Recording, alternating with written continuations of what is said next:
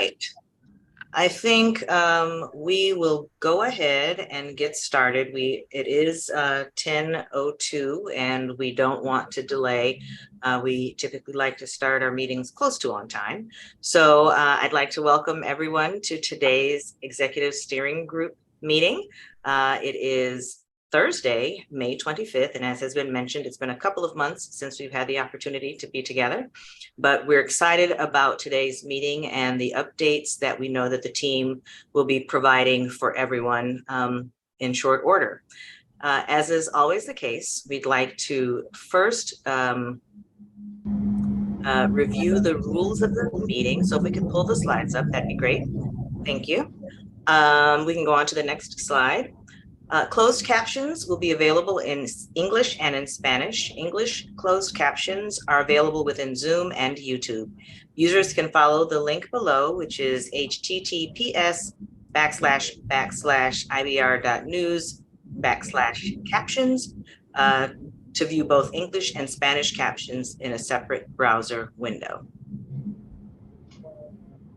To access closed captions, at the bottom middle of your screen, you should see a menu of options. If you can't see the menu, hover your mouse over the bottom middle of the screen. Click on the CC icon and a separate window with captions will appear. A few participation tips. We're encouraging panelists to turn on your video. Please remember to keep your audio on mute when you're not speaking. Before speaking, please state your name and affiliation to help attendees identify who is talking. And if you experience technical difficulties, please contact program staff at 360-329-6744. A few ground rules. We're going to honor the agenda. We ask that we listen to understand and ask questions to clarify. We'll be hard on the problems and soft on the people. We'll address interests and seek common ground, and we'll work to provide a balance of speaking time.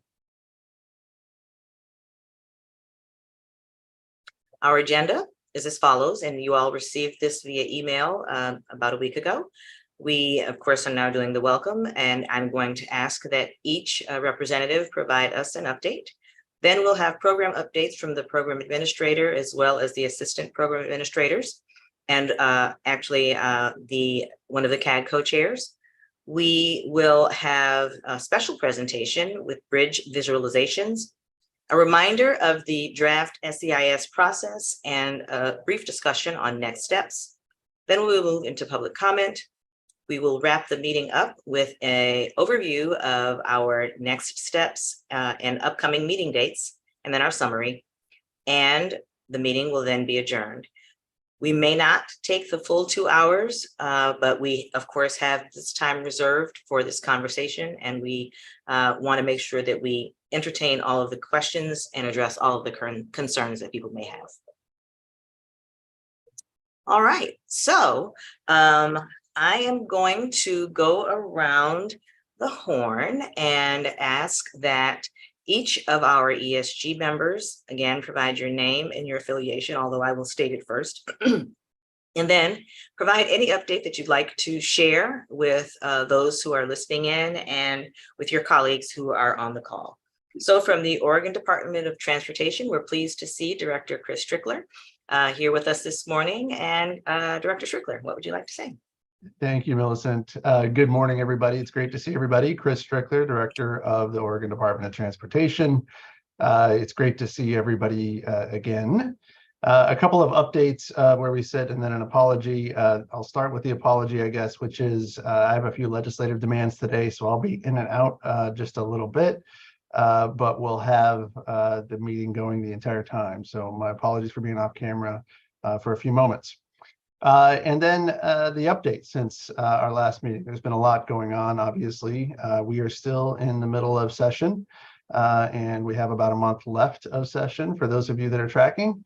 And so a lot of work still in front of us, including our budget and other things moving forward. I'll also note that we will be transitioning to a new chair coming for the next OTC meeting in July. So looking forward to that. And we have a couple of new members as well that are going through the confirmation process.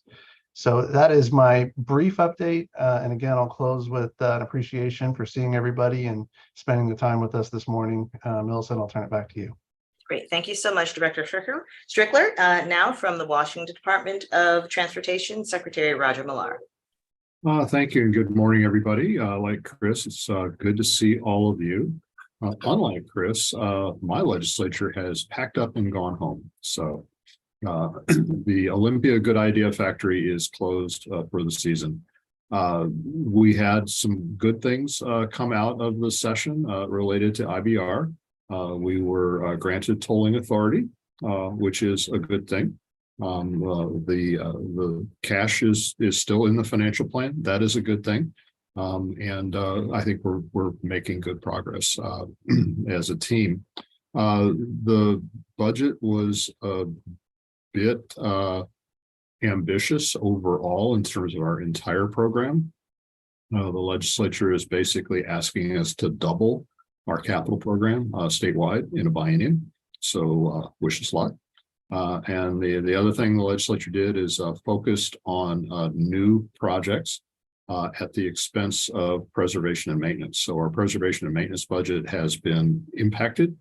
And while there will be preservation work in the summer of 23 and the summer of 24, we will not be letting any new contracts for preservation work after July 1 because the money is already committed. So while we are committed to projects like the IBR, which indeed is primarily a preservation project and a safety project, we are going to see statewide a lessening in the quality of and safety of our transportation system if the legislative direction continues as it has been. It's unfortunate, but the reality is there are too many things to do and not enough money to do them with. We have more money than we've ever had, but it's still not enough. And there's a little bit of a misalignment between new works and taking care of the stuff that we already have out there on the landscape. So that's what we'll be focused on. But coming back to the IBR project, I don't think it could be better in terms of the legislative product that was delivered and the direction and the commitment of the governor and the legislature both to seeing this project through. Was also fortunate to be able to host the American Association of State Highway and Transportation Officials in Seattle last week. It was their spring meeting, and a number of federal officials came to the spring meeting, and we had an opportunity to update them. And just we feel there's a strong commitment on their part to be a good partner, and we'll be calling them on that as we submit grant application after grant application to advance this project. So that's what's happening up here in Washington State. I'll turn it back over to Millicent. Thank you so much, Secretary Millar. Now we'll hear from TriMet, our general manager there, Sam DeSue. All right, Millicent, thank you very much. Good morning, everyone. It's great to see you all. Hope things are going well. First off, TriMet was able to testify at the end of April at the Oregon State House Transportation Committee. I was able to get in and show our support with the IBR project. It was very interesting. There was quite a few people there that evening, and I know both Greg Johnson and Director Strickler was in the audience as well. Ray, I think you were there. Also, I want to let you know a little bit about TriMet, what we're doing. We just finished up with our board meeting yesterday. Was able to approve our budget moving forward into the next fiscal year. Got a lot of work going on out on our red line project, and that's improving that line all the way to Hillsboro. So we were shut down for 2 weeks, and we had a lot of work going on with that. We are in the process now of bringing on 2 new board members. One of them are still waiting, as we are hopeful that the Senate Republicans will come back to the legislature to approve him along with a slate of new appointees. And then finally, many of you have heard we are moving our administrative headquarters from Harrison Square, and we're moving into a new building downtown Portland at One Main Place, and that's near the World Trade Center. So we have promised that we're committed to the downtown Portland, that our headquarters will be located there. So those are the updates for TriMet. So thank you. It's great to see you. Sounds good. Thanks so much, General Manager Dessou. Now we'll hear from CEO Sean Donahue from CTRAN.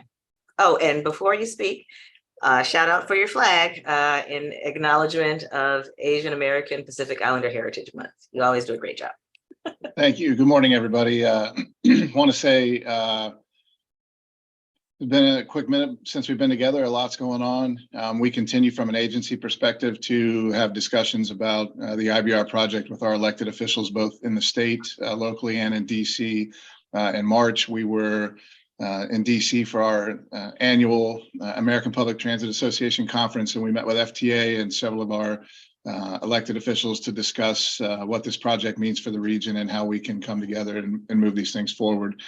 From a CTRAN perspective, we're finishing up construction on our second bus rapid transit line. We'll actually be done with the construction portion pretty soon. We're waiting on buses like most agencies are. They're a little behind schedule on that. We're hoping to open that up probably early fall, late September, early October. So we'll get the word out to everyone on that. We're already in design on our third and fourth BRTs. In fact, we've already got our locally preferred alternative from our board on our third BRT along Highway 99, and hopefully shortly on our fourth plane, our original BRT extension all the way out to the east side of Vancouver and the Camas-Washougal border for our fourth BRT. We're also in the process of doing 2 construction projects on our property, a maintenance expansion to bring in to help support our electrified fleet. We're also looking at hydrogen fuel cell. That'll be the next wave of buses we get into the facility. And we're also building a new operations campus on our property, at our operating division at Northeast 65th. So if you haven't been by there in a while, swing over, take a look. There's a lot of dirt being turned. We're pretty excited about that. Thankful to the state to help us fund some of that, and definitely our federal partners. So I hope everybody's doing well. Wow, you've all been so busy. Really good to hear. So now we'll hear from our regional governments. First, we'll hear from Executive Director Matt Ransom from the RTC. Great. Good morning, everyone. Matt Ransom, RTC. It's great to see everybody. 2 levels of comment. One, the agency's working on our regional plans across all 3 counties, Clark, Skamania, and Klickitat. And it's no surprise bridge improvements or advancing bridge replacements are signature projects, key projects within each of the 3 counties, certainly I-5, Bridge of the Gods, and Hood River Bridge replacement. I had the pleasure to go down to the Oregon State House, and we've been weighing in on bills that relate to each 3 of those projects. The bill for local bridges was able to submit commentary to the hearing, supporting Hood River and Bridge of the Gods infusions of funds, and a great opportunity to attend both a work session and provide written and testimony comments for what was then House Bill 2098 for I-5 Bridge. Just an observation about the workshop. I was very impressed and personally just sort of taken aback, but in a positive way, by the trade and construction testimony that was provided at the workshop. Extremely compelling stories about a project like this, how it can change people's lives in a very personal way, how it can affect people's opportunities in terms of just being, having prosperous life, having prosperous way to train themselves and participate in the economy. So for those of you that have not seen that workshop, I assume it might be online, maybe take a glimpse at that. It really, again, in a personal way, I think some stories told about how a project like this can really change people's lives. And I was impressed by that. I also would observe in the hearings that I participated in, people get it, it seems. I mean, the Joint Committee on Transportation, highly engaged, certainly, but across the state, whether it be mayors from some of the communities in Washington County, Clackamas County, And then also stakeholders across the state of Oregon and Washington. It's clear this project just resonates with people. I'm encouraged, hopeful that the Oregon State is able to reassemble and get to the finish line by June 25. So if there's anything more that we can do as an agency to lean in, we're certainly willing and able to do that. Second point of commentary, I was really excited relative to the agenda to see the bridge visualizations finally make their way forward. I think all of us have the personal experience, which is when we talk to our friends and neighbors and you sort of get the story, hey, what do you do?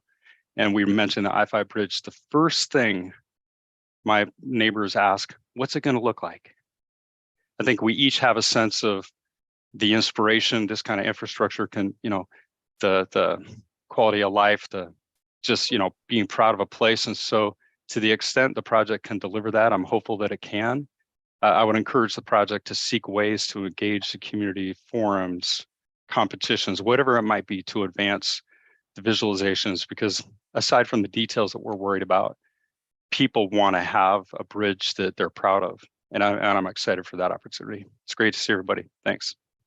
Thanks so much, Executive Director Ransom. And now we'll hear from President Lynn Peterson from Metro. Hey guys, apologies for being off camera, but I'm in transit. Just a quick reminder of how Metro has participated in moving this project forward in the last couple months. We have been testifying down in session for the different committees. We have been a partner with Commissioner Mapps and General Manager Sam DeSuze on an op-ed, and I was able to attend the PBA, Portland Business Alliance, and Seattle Chamber joint trip C, where this project and high-speed rail were the top two priorities we discussed with the congressional delegations from both sides of the river, and proud of that relationship that we're growing. So thank you. Thank you, President Peterson. Now we'll hear from our cities. First, the City of Vancouver, Mayor Ann McInerney-Ogle. Good morning, everyone. And I think that was Lynn Peterson's new puppy in the background there. We too enjoyed the opportunity to be up in Olympia to testify on the tolling authorization, and down in Salem talking to senators and representatives, and to testify at their workshops and hearings, encouraging them and explaining all of this work. We will be at Farmers Market each of the weekends that are open here in Vancouver, sharing the news of the IBR and the projects, and having children use little mini marshmallows and toothpicks to help bridge a sample of the bridge they'd like to see. But then we're also working on all the new tourism. So we're sending out all sorts of conversations about bringing in individuals from different colleges and universities and building platforms so they can view the building of the bridge. We expect it to happen, and we're getting ramped up, ready to rock and roll. So sorry, Greg, we'll let you stand and cut the ribbon on our viewing platform. People want to see what the bottom of the river looks like through those cofferdams. Thank you, Mayor Ann. And now from the City of Portland, we have Art Pierce, who's standing in for Commissioner Mapps. Art Pierce is the Director of Policy Planning and Projects for the Portland Bureau of Transportation. Chairman Mapps sends his regards and apologies for him not being available for today's meeting. Continues to be an exciting and supportive partner of this bridge. Certainly our technical team has continued to be excited about the progress we're making on the design of the project. So I think we continue to make good technical progress. From the sort of Portland update perspective, a lot of sort of transitions and change here. As you know, we are shifting form of government from longstanding commission form of government to a new council form of government over the next year and a half. And so lots of work here within the City of Portland to sort of think through and work through that transition. And we're also in the process of recruiting for a new director here at PBOT. So lots in motion here, but we look forward to continued partnership, and also are very excited to see the illustrations of the project. So. Thanks so much, Art. Now we'll hear from the ports. First, the Port of Vancouver. We have Commissioner Jack Berkman, who's standing in for CEO Juliana Marler. Good morning, Commissioner Jack Berkman with the Port. Our Terminal 1 project continues to move forward. There were two important actions that occurred during this year's legislative session. First, we received $3.5 million for the removal of our old 100-year-old Terminal 1 dock, and we'll be starting that dock demolition this summer. Second, a bill was passed that resolves a problem in the state's tax increment financing law that impeded our ability to use that tool on our Terminal 1 project. That's been completely resolved. Really appreciate the partnership that we had with the legislature in making these changes occur. And we look forward to continuing our coordination of this project with the IBR team. And that's my update. Thank you so much, Commissioner. And Carmen, I hope you've had enough time to, I should have warned you that there was going to be an opportunity for you to provide an update, and my apologies for not giving you the heads up. But now we'd like to hear from you, representing the Port of Portland, Carmen Merlot, who is the State Affairs Manager for the Port of Portland, standing in for Curtis Robinhold. Thank you, Millicent, and hello, everyone. I do want to let everyone know that your government affairs colleagues on the Oregon side, the 4 signatory authorities on the locally preferred alternative, so Metro, City of Portland, TriMet, and the Port of Portland, have been actively meeting with legislators both on the Senate side and on the House side. We have more meetings even this afternoon. So working hard to get it over the finish line. Much like with Sam, who mentioned that TriMet has a new commissioner on their board, the Port of Portland is also recruiting and has an applicant. Mike Devon, who is the Dean of the Pamplin School of Business at the University of Portland, is our new nominee for the Board of Commissioners. And as you probably know, with the Senate not convening right now, his confirmation is being held up, but we hope to have a new commissioner on board fairly soon. So quick update from me. Thank you, Millicent. Thanks so much, Carmen, and good to see you. Thanks for being a part of the team. And now we'll hear from our CAG co-chair. We only see one of them with us today, Lynn Ballanter, who is our Washington representative. We'd like to hear from you, and I know that you have an opportunity to share in the overall update. I'm not sure how much of that time you want to split between this and that, but just wanted to make sure that we didn't fail to acknowledge you here. Thank you for the acknowledgement and for the acknowledgement of my colleague Ed Washington, who is not able to be with us at this time anyway. But I'm going to just pass. I do have a little bit of an update opportunity later in the program, and that will suffice. So thank you for the recognition. All right, thank you. So thanks to everyone for providing us the updates. Really good to hear that so much is going on all across the region.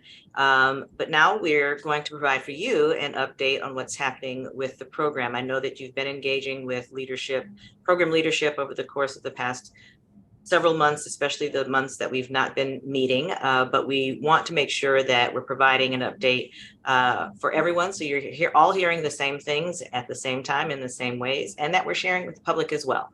So now we'll hear from our program administrator, Greg Johnson, as well as our assistant program administrators, Ray Mabey and Frank Green. And then, as has been mentioned, Lynn Ballanter is going to provide an update from the community advisory group standpoint. So, Greg. All right. Well, good morning, everyone. And once again, thank you for making time in your busy schedules to participate in the steering group meeting. So we have, once again, it's been a tremendously busy time for the program, and I'm sure you're tired of hearing that, but we have been churning through a lot of information. One of the key things on our webpage, we have put cost and funding information, which is a result of the latest finance plan that the team has been working on. And once again, it is a continual process. So this is something that we will continue to update and make sure that that all of you guys are up to speed on any changes that have occurred. But it is a public-facing document in the thought of being as transparent as possible, making sure folks understand what the anticipated costs of the program are, and what the potential funding sources are. So the last couple months, I've burned a lot of rubber between Olympia and Salem, supporting the discussions on tolling authorizations and the funding bill in front of the Oregon legislature. So we were very happy that the Washington legislature and the governor signed the bill that authorizes Washington to implement tolling on the bridge. Oregon already had the ability, so there was no need for Oregon to go through that step. But once again, this is a key funding piece of the overall, how do we pay for this bridge? So we are looking at tolling, bringing in over $1 billion to help pay for this bridge as we move forward. We also, we are anticipating next month the dropping of the notice of funding opportunity for hopefully both the mega grant program as well as the bridge improvement grant program. So these are, once again, two of the major programs that we are looking for to bring dollars to the states of Oregon and Washington to help get this bridge built. So we're going to be asking for letters of support from a number of different quarters. So get your asking pins out so you can, once again, we can have a show of force of folks who want to see this bridge get built and convey that within our applications for federal funding. So we're hoping that if the notice of funding opportunities drop in June, that we would have those submitted. If the 60-day time period is the same as it was prior, we would have those submitted sometime in August. And last year or earlier this year, the notifications of award came in mid to late January. So that's the time frame that we are anticipating hearing on what our federal partners are going to bring to the table for us. The third grant opportunity is through Federal Transit Administration. It's the Capital Improvement Grant Program, which we will be asking Federal Transit Administration for between $900 million and $1.1 billion. That is a different type of process. We're hoping to move into that process later in the year, but once again, the first steps are being ready, getting plans ready, and demonstrating to Federal Transit Administration that we have a real project with the other funding sources identified. So I'm going to skip over the permitting update because I'm going to have Ray maybe walk us through where we're at with some of the key permitting issues. But just talking about some of the presentations that we have done and some of the meetings that we have held, and this is just a partial list of a large number of meetings that we've been holding to make sure that folks are aware of the program and that they have the latest and greatest information. So we've met with the Association of General Contractors in Oregon, the Vancouver Neighborhood Traffic Safety Alliance, the East European Youth Leadership Conference, Oregon Trucking Association, American Planning Association Conference, Oregon Environmental Council, and we just was in front of ACEC of Oregon earlier this week. So we are doing meetings all over both states. I was spent a lovely Saturday morning talking to the Tabor 100. group representing minority entrepreneurs to make sure they were aware of this program. So we are doing programs or meetings and presentations both in person and remote, and that will continue. So with that, I'm going to tap in Ray maybe to talk about where we're at on permits. So Ray. Well, good morning, everyone. Like has been expressed, good to see everybody. Seems like spring has sprung a little bit late, but much welcome. So hope everybody gets a chance to enjoy the weather this weekend. I'm just going to focus on a couple of things. We have many different permits to gain, but there's some key federal partners that we are working with that I'd like to mention. One is U.S. Army Corps. We need to work with them on Section 408 work, so river navigation channel work. And we've recently, in the intervening time between the last meeting of the ESG, met with the colonel at the U.S. Army Corps and his staff to share about the program, to create a connection between our offices and relationship as we will work with them on various permitting processes. They actually have a new liaison that we're working with. There's been a recent change in staff, and there's lots of good signs of healthy cooperation there. So, just relationship management and tending to that is important. That's a definitely positive step. The other one I'd like to share is about we need a Coast Guard permit for the bridge height and for the bridge itself. And we are, just a reminder that we're taking a kind of a dual approach towards that. We know that we are studying a fixed span of 116 feet in our supplemental environmental impact statement process. And that the Coast Guard has identified users that are impacted by that height. So we have ongoing negotiations with those impacted users, as well as the Columbia Business Center. Discussions are ongoing. They are protected by non-disclosure agreements, but I'd like to say that they are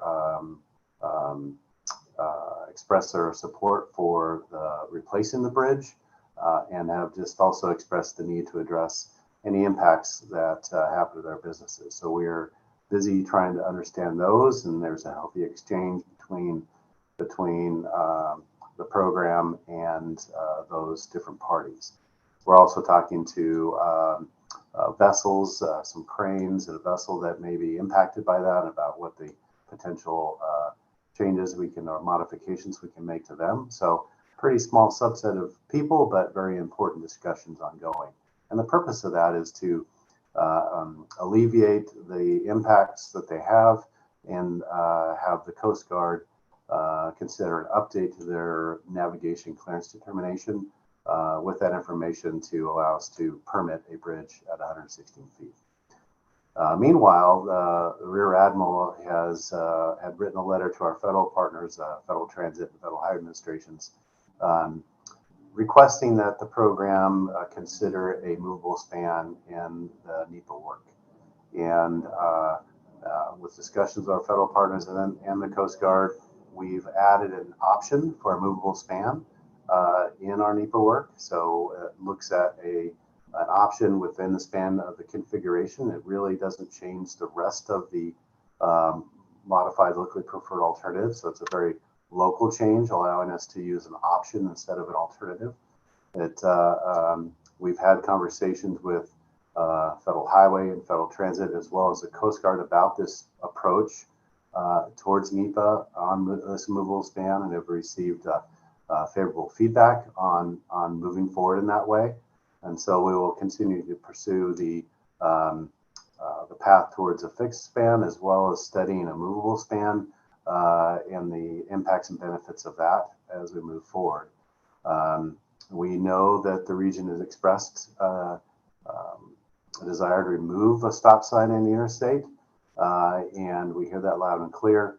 But in order to continue to move forward in a cooperative way with our partners, we are looking at both of these paths.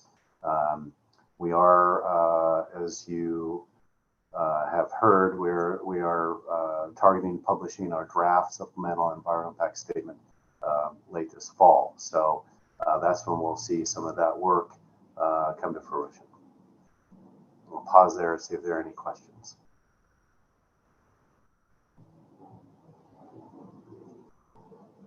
Great, thank you. So before I turn the floor over to Lynn Valenter, wanted to give you an update on some of the efforts that are being made for transit. We have been having very robust meetings, and I'd like to thank our transit partners at CTRAN and TriMet, both Sam and Sean, for their leadership in helping to convene the meetings and having tremendously robust discussions. So we are progressing with design and the NEPA assumptions with our federal partners of what this is, what this transit piece of the program will look like. We are emphasizing that transit is an integrated part of this program. This program, transit, is not just an add-on, it is an integrated part of what we are trying to accomplish by giving folks options of how to cross the river. So we've been having good meetings with the Federal Transit Administration. We are engaging them to prepare to move into the project development phase, which will get us to 30% design. That is a necessary phase to secure funding as we move forward. So once again, after that phase, we do go into the engineering phase. So this is a very prescriptive process with Federal Transit Administration, but our team has been walking and talking with those folks consistently throughout the program, but it has ramped up tremendously over the last 4 to 5 months. We have a transit working group, and both Sean and Sam and key staff members participate along with our transit staff on the program to work through specific issues related to concerns about transit on the program. So this has been tremendously helpful. We have team members who are steeped in transit, and we have Jeb Doran, who is on loan to the program from TriMet, who is working through and leading on the technical details related to the transit issues on this program and the connectivity between both light rail and bus rapid transit, as well as express bus that will run across the bridge. So we're also been talking about packaging of how we will deliver the transit portion of this project. So that's a key issue that we need to understand, and our partners at both FTA and FHWA, as well as TriMet and CTRAN, are giving us great input on how this can be built in a comprehensive way so we can be able to utilize transit during a portion of the construction to help move people and get people into the mode of where they can avoid some of the congestion due to construction by getting on a new light rail system and a BRT system that is connected. So very, very productive conversations that are going on. And with that, let's go to the next slide. So I'm going to turn this over to Lynn Valenter, our co-chair of the CAG, and have Lynn walk you through some of the issues that the CAG has been discussing. So Lynn, the floor is yours. Thank you. I just wanted to report back to this group that the CAG has been deeply invested for our last several meetings in what I call seeking first to understand. The CAG was stood up to provide community feedback to the program and the project, but none of us, or very few of us, are transportation professionals. So the program has done a really nice job of helping us understand the context and what the various terms of art mean and what are choices and approaches. So I'll just say it's very important, but it's kind of like going through gen ed when you were in college. It's important to your foundation, but it may not be exactly what you wanted to learn. So CAG has been mustering through that. The equity in urban design presentation went one step more granular, which tends to be where we, the CAG, are more interested. One of the survey questions was, what makes you feel safe? And if you think about the membership of the CAG as it was designed, there are a lot of special interests, and I don't mean that in any negative way. It's a very intentional way. There's biking, there's walking, there's transit, there's differently able, there's long commuters, there's frequent commuters. So there's a wide variety of people who represent constituencies, and unsurprisingly, while they're happy to help with the overall program, they're also very excited to get to dig in on their particular area of interest, expertise, or designation. So we're moving toward that, which I think will be more engaging for the CAG as a whole. Secondly, my co-chair, who's not with us, shared an incredibly powerful lived history as he was a young child in Vanport when it was flooded and they had to move and there was relocation. And just his personal story was one of the most compelling times that I think any of us on CAG have had. And so I just want to highlight for this group what a valuable resource Ed Washington is in kind of centering equity and making it real for all of us. And so just want to acknowledge that. I would also say that the program does a nice job of soliciting the individual and collective CAG members about what are the events we should be at, how should we be conducting outreach, and what are the opportunistic ways for us to reach populations that we might not otherwise. And so the CAG has provided a variety of suggestions, and the program is being very intentional when they report back about, and this was a suggestion from a member, and we followed through and done that presentation. Finally, I want to just pick up on Matt Ransom's comment earlier about the appearance of the bridge and its kind of iconic community, maybe heart and soul even. That's something that the CAG feels not only for the overall appearance of the bridge, but also for the specific elements where each member is bringing some subject matter expertise and advocacy. And so as we get to those design elements, I think that's where the CAG is really gonna kind of dig in and want to have an opportunity to provide influence. But I will say that our attendance has been waning a bit. My hope is that as we get to the elements that people care more about, that we will be re-energized with more comprehensive engagement. Those that come are fully engaged and provide great input, and it's a very collaborative group. So I think the very intentional design of the group back, wow, 2.5 years ago or 3 years ago has played out well. But I did want to report back to the ESG that we are on board and proceeding and at a good place. Thank you. Lynn, thank you so much. So I almost feel like we should have a drum roll for this next portion. I was gonna say, I think we need to.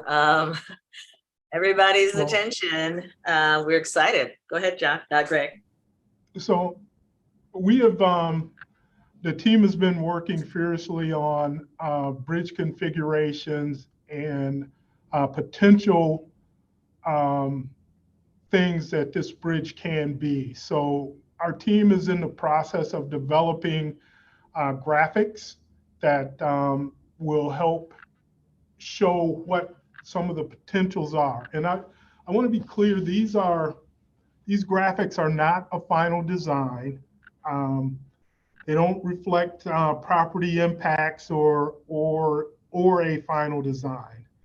But what we're trying to show is some of the potential to get folks to thinking about what they want this bridge to look like in context. So our team, through a lot of hard work and design coordination, has put together some visualizations that I'd like to walk you through right now. So I'm gonna ask Brent to pull these up. So no, this is not a new design. This is the existing bridge shown in context. And this shows a view of the bridge from looking from the west and looking from the Vancouver shore. So this sets what this looks like in the context of the river. So Brent, as you're ready, let's start flipping through some of the slides, and I'll hopefully seek to narrate and get folks there. Once again, the existing bridge. This is looking from Vancouver, looking east. So once again, it is a large truss bridge that has standard piers in the water. So this is what we are currently working with. Next slide. This is looking from Hayden Island, looking at the bridge, looking eastward. You can see we're standing on the north shore of Hayden Island, near the manufactured home community, looking towards the Port of Portland's properties, and that hotel that was there that is shown, that is actually gone now. So we'll get that corrected in our future slides. And this is a look at the existing bridge from east of on Hayden Island, looking north and looking to the west.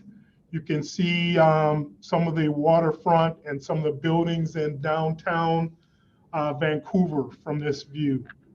And you'll see one of the ships that take passengers up and down the river is docked at this location. So next slide. So this is a bridge type that is called an extradose bridge, and I'll have my partners, my deputies Ray and Frank, jump in wherever if I miss some of the information. But this these are towers that are not protruding into the airspace of either PDX or Pearson Airfield. So they are towers. They do have cables that do support the bridge. This is a single level bridge. This type of bridge is only applicable on a single level configuration. So this is standing on Vancouver shores, looking east towards Hayden Island and the bridge. So this is another view looking from, let me see, from east of the bridge, looking west, looking towards Hayden Island. So this is once again a extradose bridge and a single level. So we have different types of bridges shown from different vantage points. So we're showing you all of the vantage points of the Extrados Bridge. So this is just to add to that, Greg, I think the 4 vantage points for all the options are all the same. We're just changing the superstructure type or superstructure option in each of those views. So there's consistency in those 4 vantage points. Yeah. So we also we talked to both communities about where they would like to see these views come from. And once again, this is a first step in the visualization process. We will have more and different vantage points as we continue to develop. I know there's interest in how the bridge touches down.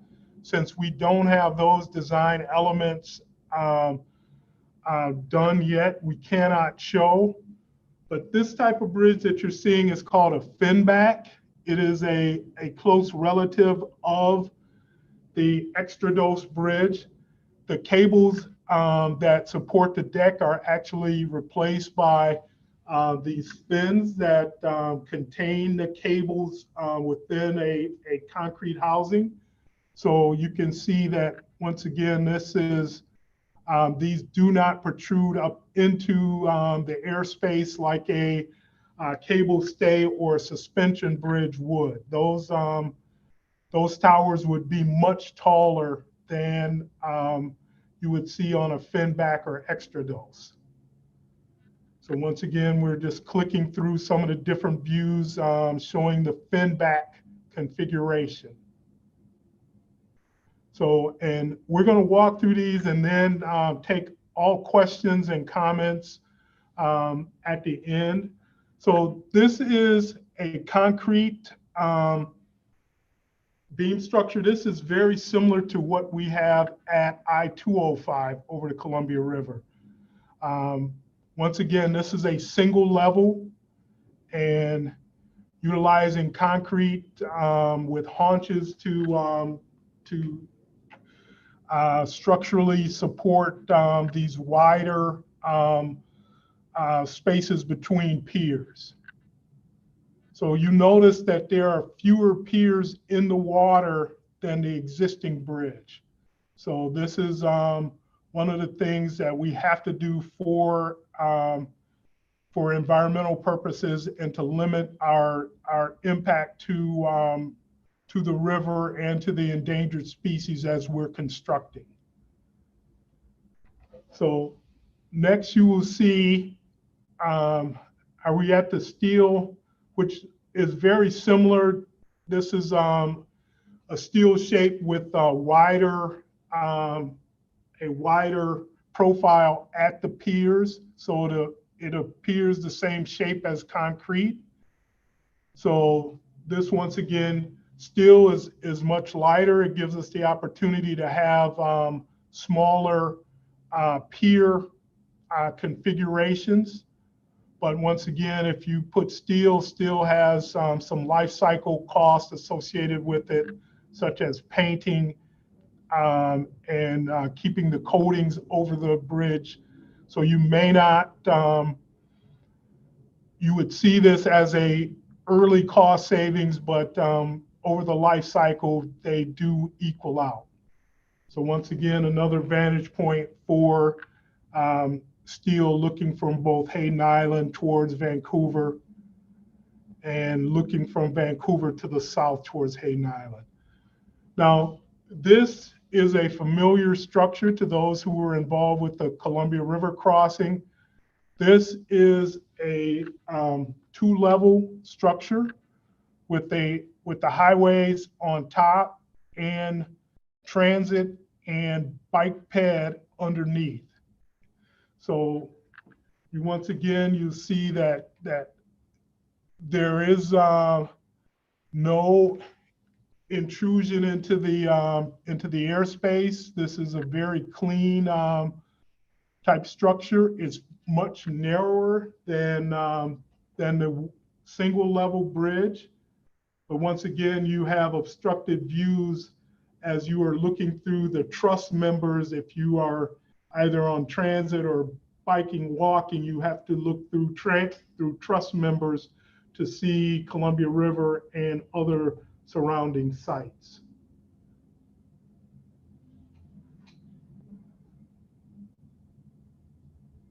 So now this is what a movable span bridge could potentially look like on the Columbia River. And it is much different than the existing movable bridge. This is a lift bridge, the same type of mechanism that you see out there, but all of the housing of the mechanical parts are within those large towers. So you would not see the large concrete counterweights that move the bridge up and down, but they are there and contained within those towers.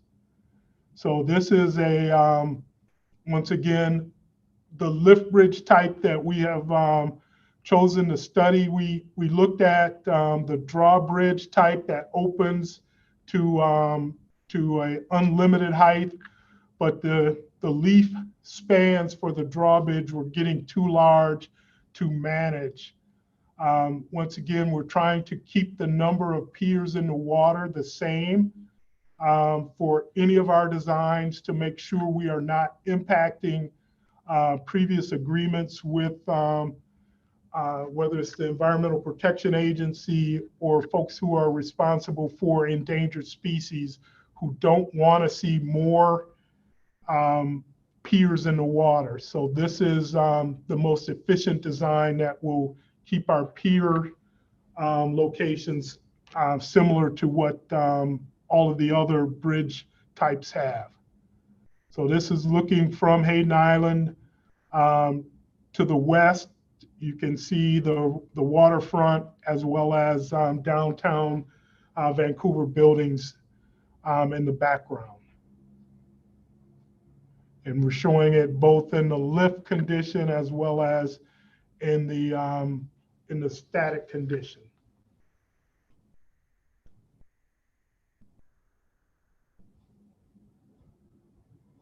So, and next that's all the slide. types we have. Great. All right, that was the last. So these are going to be posted on our website. It won't have some of the fancy flowing water and moving vehicles, but it will be a PowerPoint of these different configurations and types and different viewpoints of the bridge. And I just want to reemphasize, this is the first step in the visualization process. We will be doing much more, but we know folks are chomping at the bit to see what the potential bridge types and configurations could be and the impact that they have on site and on the downtown and on Hayden Island. So I'll open up the floor for questions and comments and things that you want to see in the future. If you would like to ask a question, certainly we'd ask that you raise your hand, or we can just acknowledge that you've taken yourself off mute and we'll know that you'd like to say something. But I see Mayor Ann's hand is raised. Greg, are you planning to change the channel? Because I noticed that lift is not in the deepest portion of what we consider the channel now. Yes, that is part of our conversations with the U.S. Army Corps of Engineers, is that we are looking to move the channel more towards the center of the river. So we will be doing some dredging. The existing main channel will still be, but it will be a secondary channel for boating traffic, and deeper draft vehicles can still be able to go through that area. So yeah, that was part of the Columbia River Crossing project, and that's a part of this project, is to shift the main river channel more towards the center of the river. Yeah, Mayor, Yeah. that's Greg is right. I think the river naturally scours itself out to 17 feet. We don't believe there's necessary dredging there now, but it would need to be maintained to 17 feet. But the barge traffic that goes over to the higher of the hump in the bridge today would go through the span just in this picture just to the left, so they wouldn't have that S curve as they approach the rail bridge. So that would be an improvement. And then if you go back, Brent, to the movable span option, please. The span, the vessels that would need a lift would just move over to that where the lift bridge is. There you go. Thank you very much. So Ray, are we dredging with any of the designs, whether there's a lift or no lift? I don't believe there is a need to dredge at this point unless things change with the river bottom. So one point of clarification to make is that in any configuration we're showing, we are proposing putting the primary channel with the Coast Guard and the bridge permit in the channel that you currently would see on this where this movable span is. So we are proposing changing the primary channel in all of our proposals to be a little bit closer to the center of the bridge to match with what Ray said, to flow more naturally with the river and to get where we can get to a high point, so to speak, for the bridge, whether it's a fixed or with a movable. So it isn't just proposing moving it in the movable span. It's all proposed options of the program are proposing to move that primary channel. So we will be dredging, period. During construction, there will likely need to be dredging as part of construction, yes, to align the new channels that we're proposing with the bridge, because if Brent were to toggle between the existing bridge and one of the proposed bridges, you'll see that the piers for the existing bridge, there's more in the river than there are today. So we'll eventually need to remove those piers once we construct the new bridge. That will involve some dredging and some work with the bottom of the river and making sure that the channels are in alignment with the piers are going to be a part of it. So yes, there will be dredging. Whether it needs, the full channel to be dredged for a certain distance, that's something we will coordinate with the Corps, the U.S. Army Corps of Engineers. Yeah, so Frank's right. As we remove those piers, we'll have to remove them to make sure that they are not a hazard to navigation, and that dredging operations that the Army Corps does in the future aren't impacted by them. So they need to be removed down to a certain level. At this point, we don't anticipate channel dredging other than that. So unless something changes, we'll definitely be addressing the removal of the existing piers. I just have a note from the environmental team on that. So okay, I guess I'm confused because I'm hearing two different things between Frank and Ray. Actually, I think we're in agreement. The amount of dredging that is the difference? Sorry, Mayor, one more time. Can you repeat your question, Mayor? Is it the amount of dredging that is the difference? Because I think I'm hearing two different things from Frank and Ray. I think I heard we're dredging. And then Ray, I think I heard you say we're not dredging the channel. It's the type of work, I believe, Mayor, that is really the issue. Dredging for the channel depth along the river, up and down the river, isn't anticipated. Localized removal of material where we're taking the piers out would have some dredge-like action, but not what you'd see typically done by the Army Corps as they maintain the river bottom. Okay. Yes, so that's I was going to jump in and I think Ray hit it right there at the end. Is I was saying during construction there absolutely will be dredging, but as Ray was identifying, long-term for maintenance of the channel, we currently the Corps doesn't need to maintain it as much with dredging upstream of the river because the river naturally keeps to what they need. We're not proposing anything that would maybe need long-term ongoing additional maintenance for dredging than currently what there is today. It's just during construction is what I was referring to. So thank you for that clarification. Thank you. I see Executive Director Ransom's hand is raised. Yeah, great. Thank you. Number one, I think this is a great presentation. I like the array of choices that you presented. I assume each of these choices can actually be done, that you didn't present anything that couldn't be done, just in the spirit of creating false expectations. And I personally have a choice, but I'll save that for a future conversation, because I think probably people, when they see these, will immediately just in their gut go to what they like or what they prefer. And then I have a follow-up question, but I'll pause for Greg. So yes, everything that we are showing can be built. I want to make one dive into the weeds just for a minute on the movable span. We've heard from some folks say that, well, if you put a movable span back at the same height as the existing movable span, you don't have to do all of the remainder of the work associated with this project. And that's a misnomer.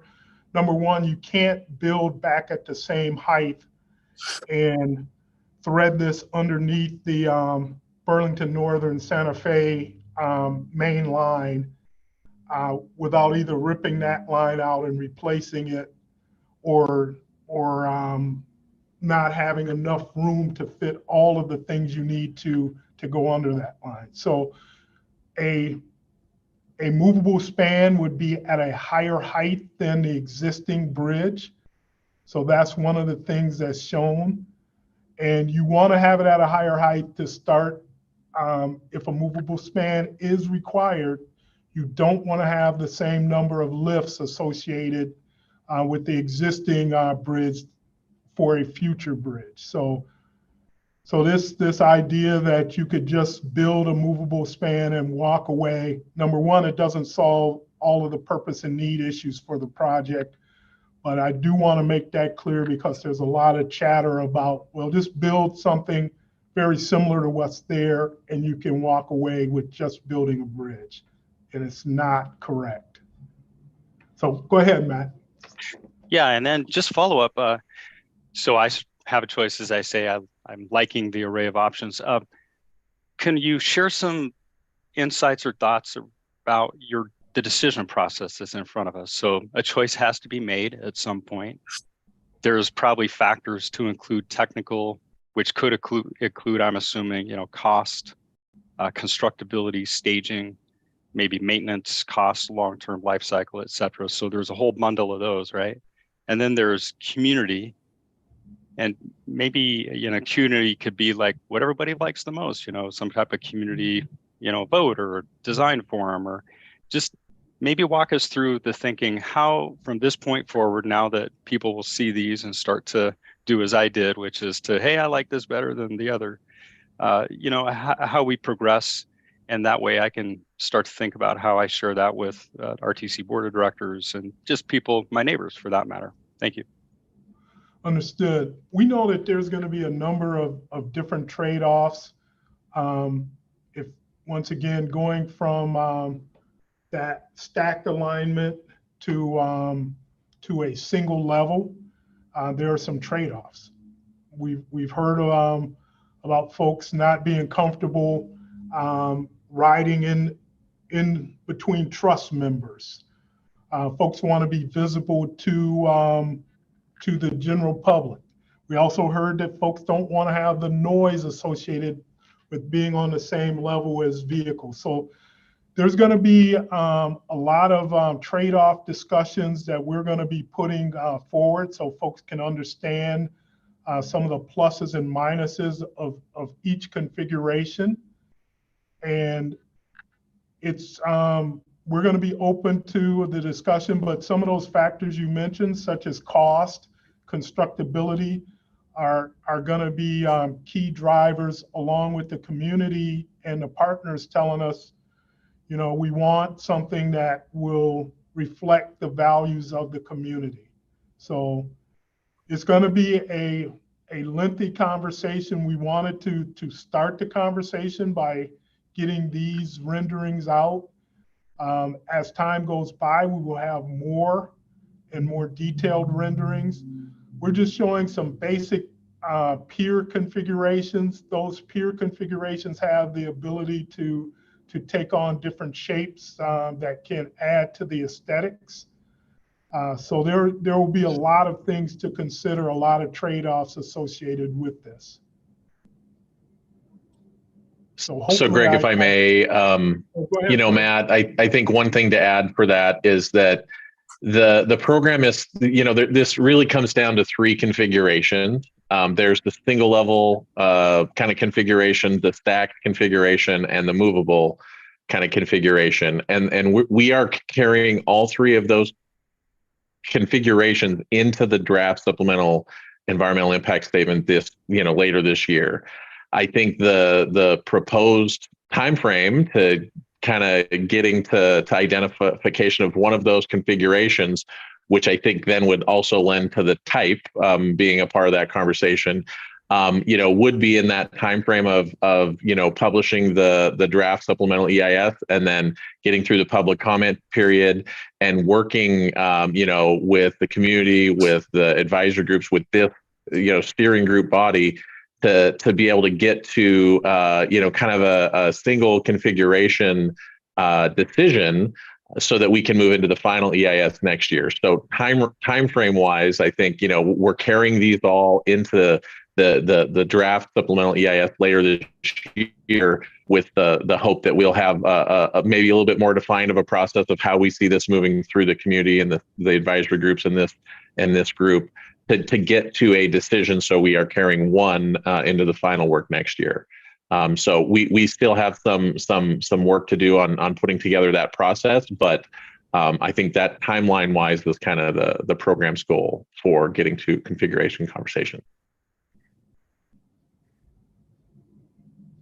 Okay, I don't see any other hands raised. Are there any more questions or comments for Greg, Frank, or Ray about the visualizations?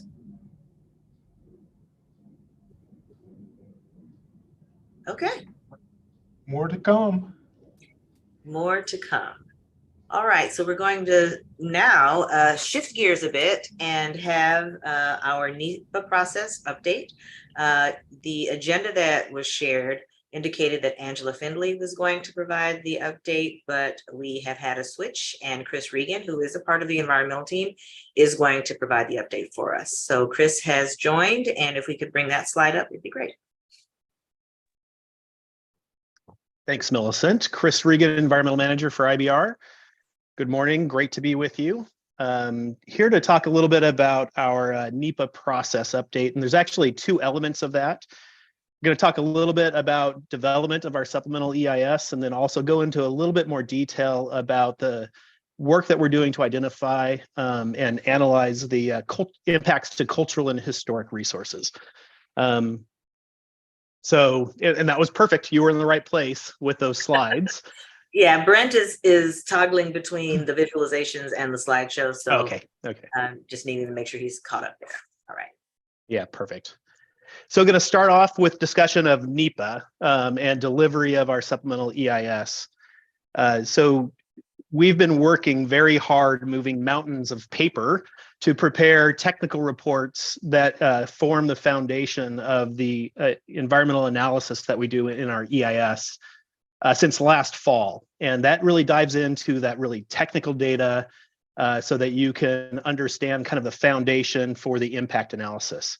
We're wrapping that up right now, and we're pulling that into a more readable format within the draft supplemental EIS. So the work that we're doing to get to that draft supplemental is going to take us from spring through fall as we go through and make sure that we get things right, that we have an opportunity to confer with the regulations that are out there, that we've accurately done this. And we'll wrap that up in late fall by providing a notice of availability and distributing the draft supplemental EIS for public review late this year. So by the end of this year, we hope to publish that draft supplemental EIS. issuing that notice of availability starts our public comment period. And we understand, and we've heard, complexities around having a public comment period around holidays, and we're working hard to make sure that we provide the right amount of time so that individuals can review, digest, and provide those comments for us. We're working with our federal leads, and they're doing their best to make sure that we've got that time within our schedule. During that comment period, we're going to hold public hearings and some other community engagement activities, a lot like the community engagement activities that we have been holding, and you're going to hear about some more recent or near future community engagement activities coming up later on in our meeting today. And as soon as that public comment period ends, we're going to then begin work on drafting that final supplemental EIS. The final supplemental EIS reviews and addresses the comments and describes how those comments affect our modified locally preferred alternative. So we hope to start work in 2024 at the beginning and have that develop and publish that final supplemental EIS by the end of 2024 so that our federal leads can issue their record of decision. And that takes me to the end of NEPA, and I wanted to pause there because there might be hands up that I see so that I could answer that before I jump into the historic culture resources. Mayor Ann? Certainly, thank you so very much. Chris, I absolutely appreciate the opportunity, but 60 days isn't going to cut it for the city of Vancouver. Late 2023 says Thanksgiving and all through the month of December. Your community engagement activities are extremely limited, and we're going to need 90 days. So as we look at this, we're going to hold firm to that. And unless you can get this to us in October, if it comes after Halloween, we're going to continue to push for a 90-day public comment period and expect a whole bunch of community engagement activities that we're not seeing now. Appreciate that comment, having the heads up. We've been having conversations. We will bring this conversation as well to the Federal Transit Administration, Federal Highways Administration. One of the things that they're doing is looking kind of at that national stage and making sure that they review the complexity and understand kind of timing of this and put this in context with how NEPA is issued nationwide. But again, that doesn't mean that they're not going to listen to comments. So we will definitely share that comment and make sure that that's in front of them as we go through and make sure that we get the right comment period. Marianne. We'll be back in Washington, D.C. We can certainly help meet with those individuals and express our concern and share that message. And Chris, if I can jump in real quick, we have no desire to short circuit anyone from making comments or weighing in on this. We're going to be doing extensive public engagement around the release of the draft so everyone knows that it's out there, how to interact, and how to make their comments heard. We know that, once again, the minimum number of days that we could go is 45. So we're also trying to keep to a schedule. And I've heard from this group, as well as the bi-state ledge, to stay on schedule. We've had things thrown in to the mix that has pushed our schedule within our bounds of getting a record of decision by the end of 2024. And we are driving our team hard to keep that as the goal. If we slip into 2025, that has huge ramifications. So we can have some offline conversation about where we're at, but we are not going to short circuit any comments.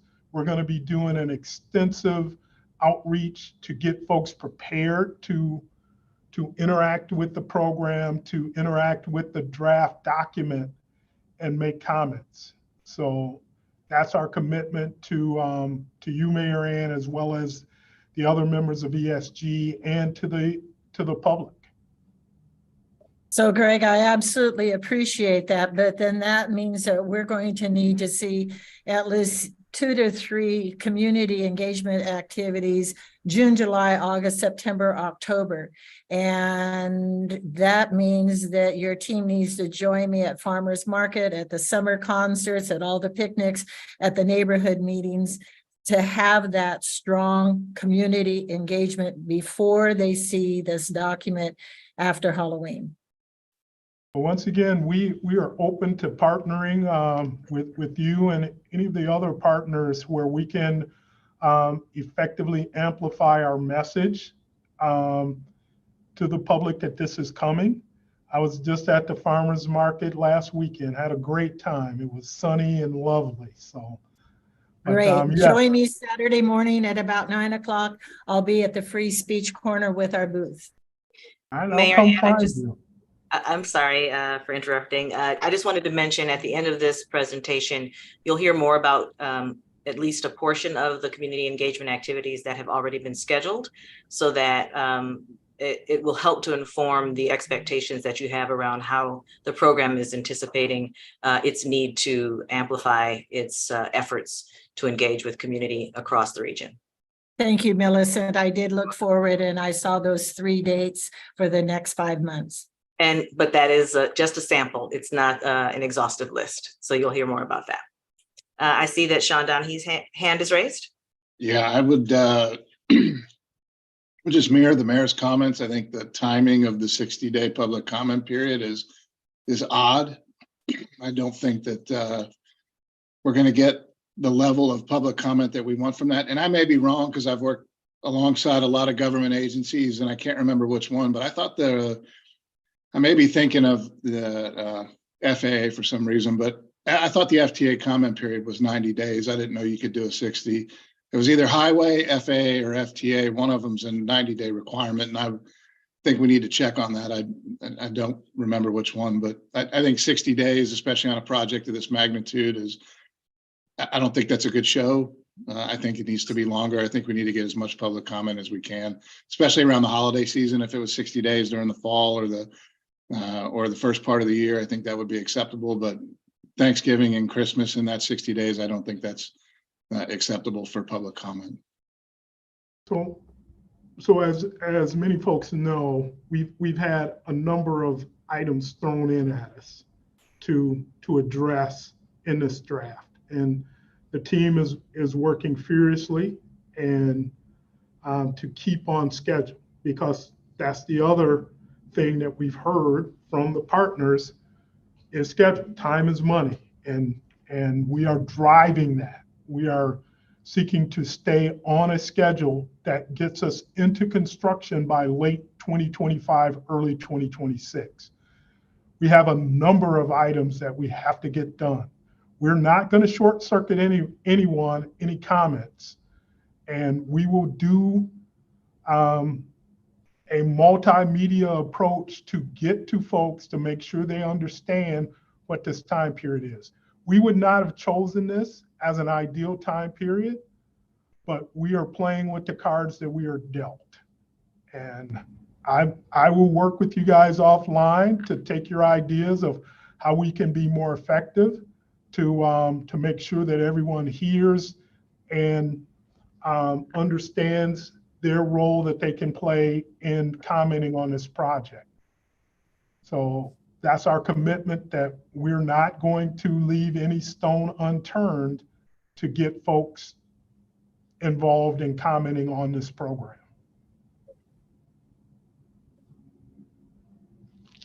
Yeah. Thank you, Greg.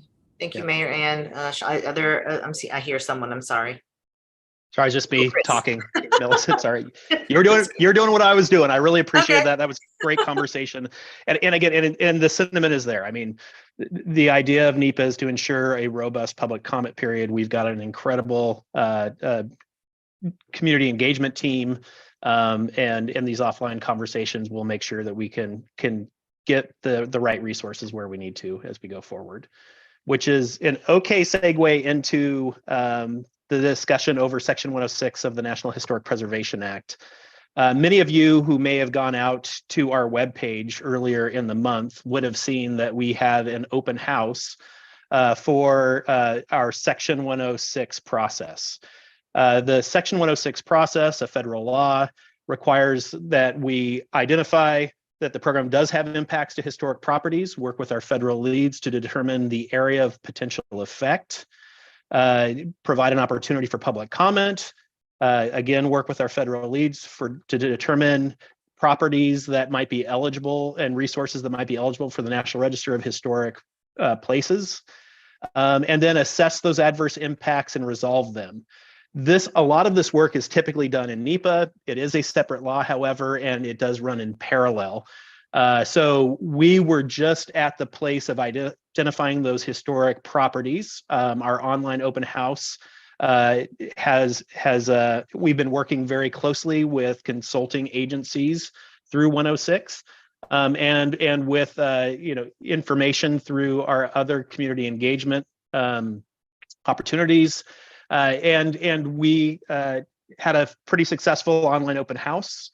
We're going to take that information, carry it forward as we begin assessing the adverse effects on those historic resources, historic and cultural resources.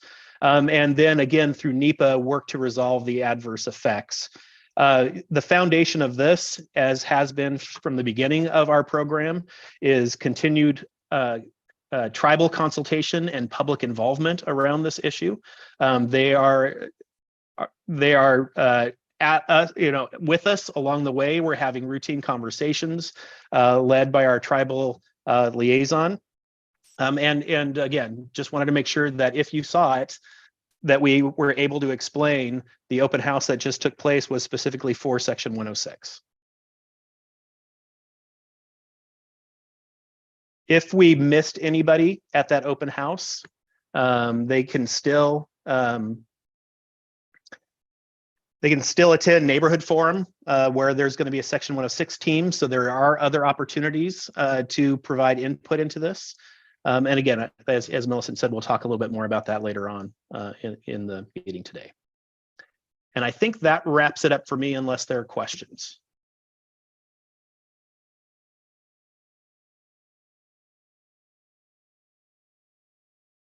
Sorry, I don't see any hands raised. Thank you.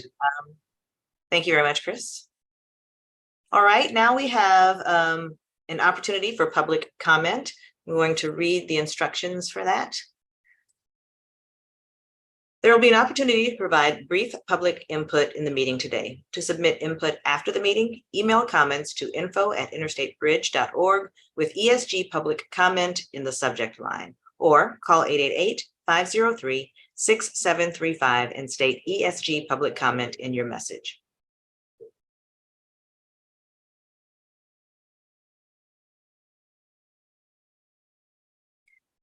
To make a verbal comment, if you've joined by Zoom, click raise hand. If you've joined by phone, press *9 to raise your hand.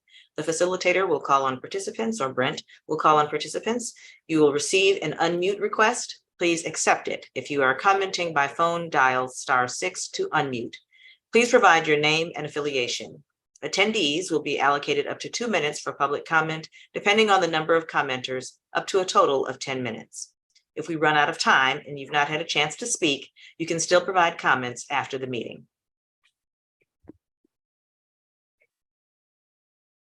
To submit comments after the meeting, please fill out a comment form on the program website or email comments to info@interstatebridge.org with ESG Public Comment in the subject line. You can also call 888-503-6735 and state ESG Public Comment in your message. All written comments must be received prior to 48 hours in advance of each upcoming meeting in order to be distributed to ESG members. Comments received after that point will be distributed to members in advance of their next meeting. All comments are posted on the IBR website. I know I saw at least one hand, but Brent, could you lead us through this portion of the meeting? Yep, we have one person that is lined up to talk, and they have been asked to unmute. We see you, Mr. Joseph Courtwright. Good morning, Joe Courtwright. I'm with No More Freeways, and I'd like to comment, make basically just 4 points. First of all, contrary to what your staff told you this morning, the U.S. Coast Guard did not ask for a movable span option. They asked for an option that complied with the navigation clearance that they agreed with.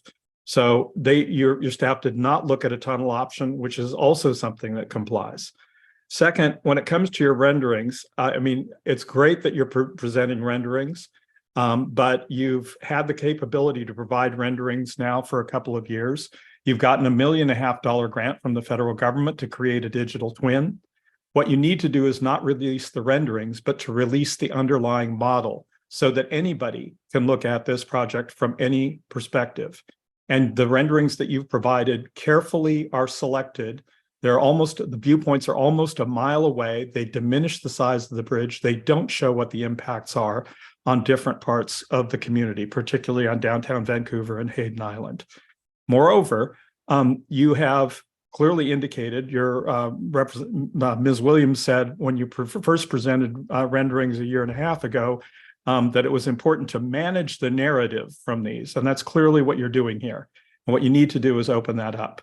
In addition, you have two very different bridge types here, the single level bridge and the double level bridge. They have very different impacts, and the renderings that you've chosen conceal what those impacts are. Third point I want to make is with regard to NEPA. What you have chosen to do is treat the movable span and the other designs not as an alternative under NEPA, but a quote unquote design option. And whether you choose a movable span, a tunnel, a single level bridge, or a double level bridge has very different environmental impacts. And you need to treat those not as design options, but as full alternatives. And as a result, Joe, we are at time, so thank you for that. And we have 2 more signed up, Millicent. All right. Jordan Lewis. Hello, can you hear me? Yes. Yeah, I second what Joe Courtwright said. I think we need more information about the bridge. I would like to see a more detailed model of what it looks like, because so far we've only seen renderings from certain perspectives from a distance. I'm really concerned about the cross section of the bridge. How is space on the bridge going to be allocated for different modes? I remember at the meeting in front of the Joint Transportation Committee about a month ago, someone asked the project how wide was the bridge going to be and how many lanes were there going to be. And I don't think we ever got a straight answer. I had to do like arithmetic and kind of calculate like, oh, so there's the old bridge was this wide and the new bridge is going to be so wide, and there were 2 bridges now. And I think I'd just like to get a straight answer of how wide the bridge is going to be, how many lanes are allocated for what modes of transport. I'd like to see a clearer view of what it will do to downtown Vancouver, because I think that's a big concern for me and a lot of Vancouver residents is this giant bridge going to be towering above the city of Vancouver and have a lot of negative impacts on a downtown and a waterfront that's currently being renovated. But yeah, I think my biggest request right now is just more information. I don't think the public can provide adequate comment if they're not really decently informed about the impacts of this project. And while I'm glad to finally see some possible bridge designs, I think this information is inadequate. I'd like to see more, and I'd also like to see the public comment period a full 90 days. This is a mega project that I think deserves of exhaustive public input, not just, I know the minimum is 45 days. 60 is not that much. I think 90, especially if it's going to be at the end of the year, we need to have robust, large period with no holidays that could impact the ability for people to give public comment. Okay, thank you. Thanks, Jordan. Thank you, Mr. Lewis. Brent, you indicated we have 1 more. We do have 1 more.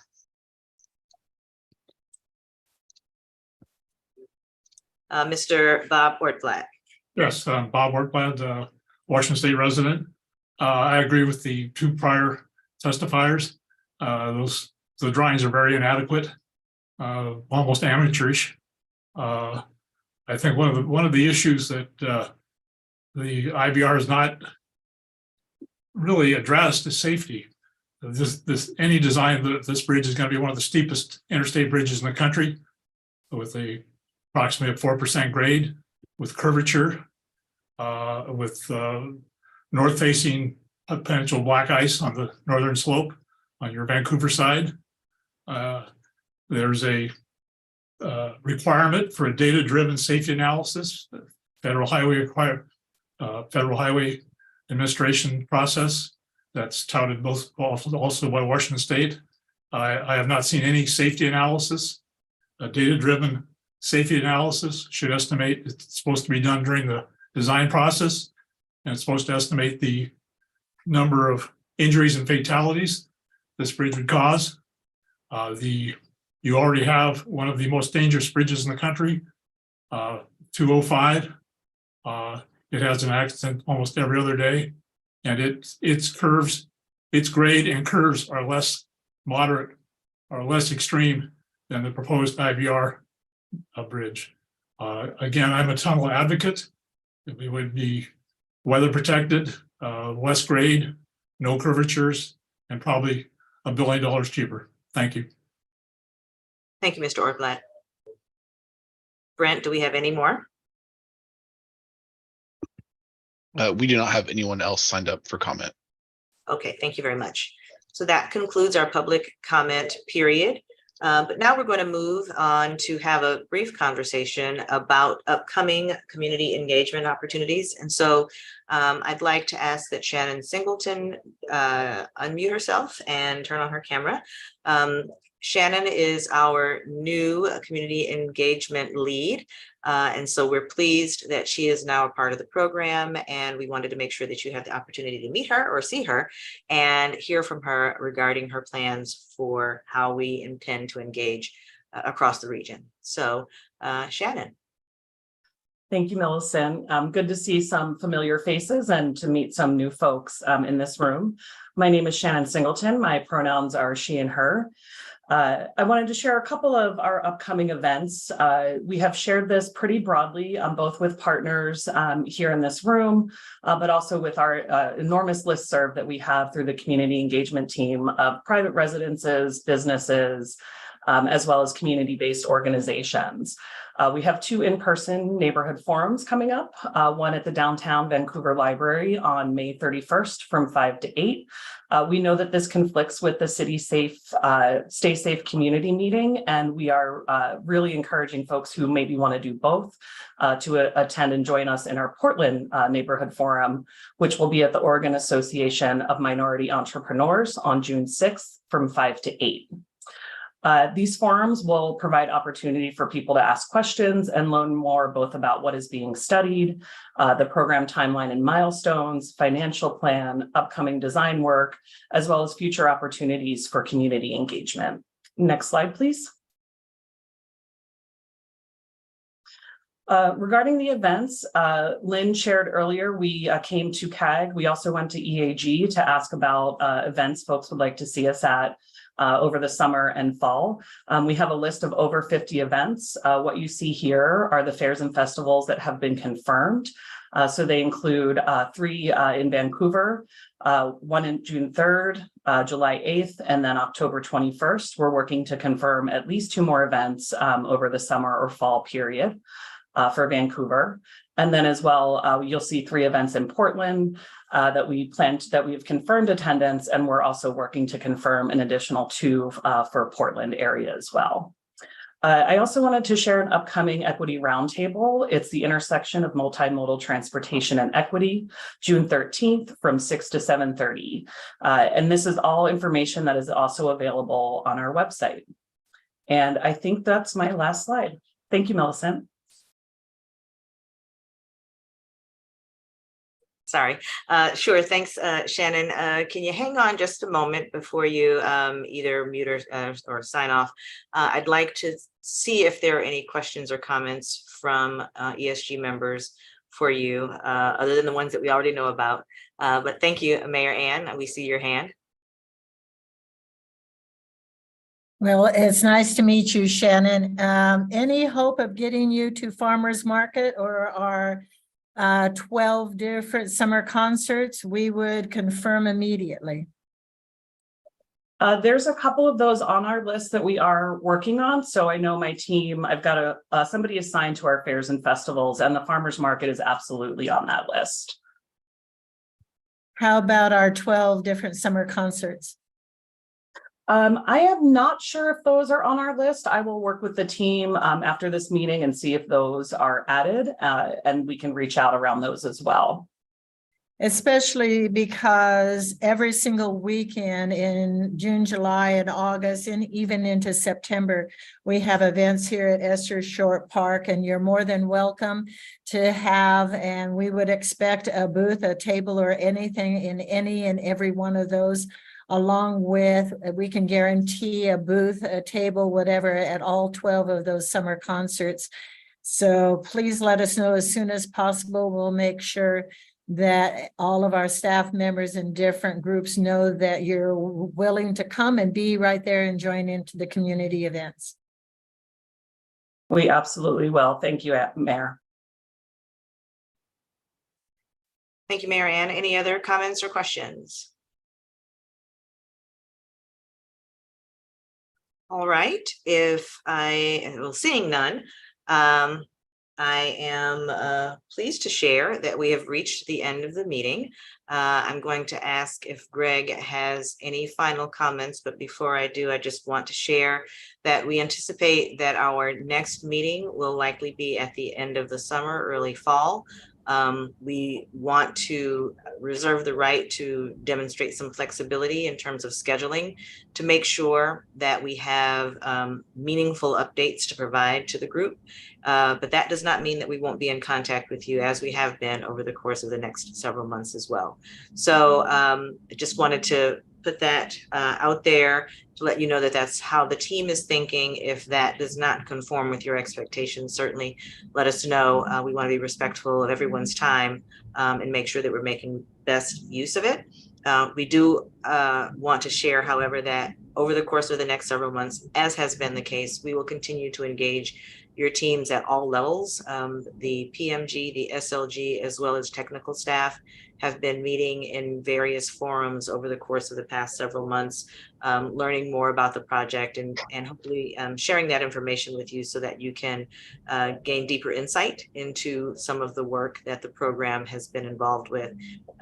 As Greg has mentioned, there is the wheels are constantly turning and the teams are incredibly engaged and committed to this work. And so we want to make sure that you know that we're working, and we're not just working for the sake of working, but working for you. And so we look forward to providing the updates, and we do want to make sure that they're meaningful and that we're as exhaustive as we can be when making those updates. We've made notes of the several things that you've mentioned, especially around the comment period, and we'll be following up with you about how we plan to address that. And as has been committed, Mayor Ann will be making sure that we're connecting with your communications and outreach teams with the City of Vancouver to ensure that we're connected to the events that you'd like for the IBR program to show up at. So Greg. So thank you, Millicent, and thanks everyone for participating. I want to emphasize something that Millicent said, and it's tremendously important. We are working for you. We are working for the executive steering group, and we're working for the community members on each side of the river to get appropriate information, to make sure that voices are heard. So we don't take this lightly. We have, like I said, a team of A-class professionals that are working on this and seeking to meet all of the varied desires and goals that have been put in front of us. And the one thing that I keep telling folks, and you guys told me right from the beginning, schedule. And we're going to keep driving schedule, because we get off schedule, then things start getting out of hand and costs start accumulating. So you don't want me to be that project administrator that has this program getting off schedule. So I say that to say we hear you, we're taking it serious, and we're going to continue to strive to meet the goals and demands that you guys have put in front of us. So thank you. Thank you very much, Greg. Any other final comments from anyone else? If not, we hope that you will enjoy your holiday weekend. Be safe, stay cool or stay warm, whichever way it's going to fall. Enjoy your families, your friends, your communities, and enjoy the rest of the summer. We'll be in touch via email. We'll be making updates to the website, and we look forward to connecting with you regularly. It is now 11:47 a.m. on May 25th, and the meeting has been adjourned. Thank you all so much.